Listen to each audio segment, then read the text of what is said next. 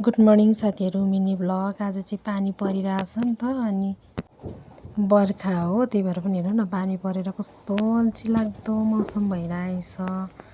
मौसमहरू पनि पानी परेको परेछ क्या यतातिर चाहिँ। अनि पानी परेको परे अनि मैले चाहिँ गाडी गएको भिडियो बनाएँ। अनि त्यसपछि हेर्नु न बाल्टीमा हामी पानी थाप्छौँ नि त, अनि फुलहरू कस्तो राम्रो देखेछ क्या पानी परेको बेला। मौसम चाहिँ एकदमै राम्रो हुन्छ क्या। अनि साथीहरूकोमा गएँ, अनि साथीले चाहिँ मकै भुटेको रहेछ क्या। अनि मकै त्यो हरियो मकै हुन्छ क्या, हरियो मकै छडाउँदैछ। अनि त्यसपछि भुट्यो, चिया बनायो, अनि त्यसपछि खायौँ। अनि घर आएँ, अनि त्यसपछि वनमा गएँ नि त। वनमा च्याउ, वनको च्याउ चाहिँ यस्तो हुन्छ है साथीहरू।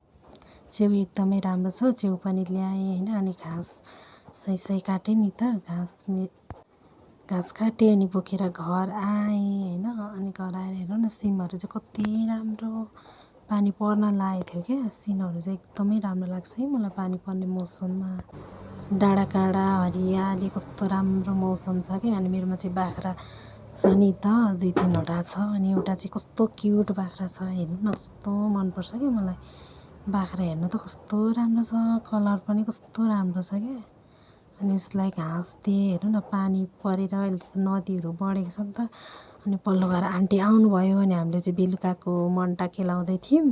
अनि उहाँले चाहिँ आधी सरो फाल्छौँ नि त। अनि आन्टी चाहिँ भन्दै हुन्छ, पहिलाको जस्तो यो चाहिँ भिरबटल के कथम लडियो भने यसले चाहिँ हामीलाई समाउँछ, यो पनि खानुपर्छ, फ्याँक्नु हुँदैन भन्दै हुनुहुन्छ क्या।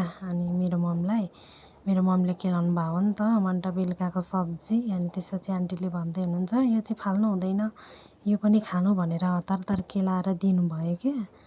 यो मजाले खानुपर्छ, यो चाहिँ सपनामा देखियो भने पनि के कथम भिरबाट लडिहाल्यो भने पनि समात्छ भन्दै हुनुहुन्छ क्या उहाँले चाहिँ।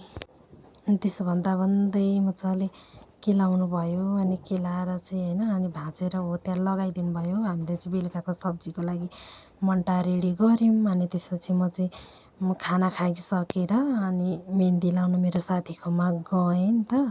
मेहन्दी चाहिँ कस्तो राम्रो लगाइदिएको छ क्या मेरो साथीले।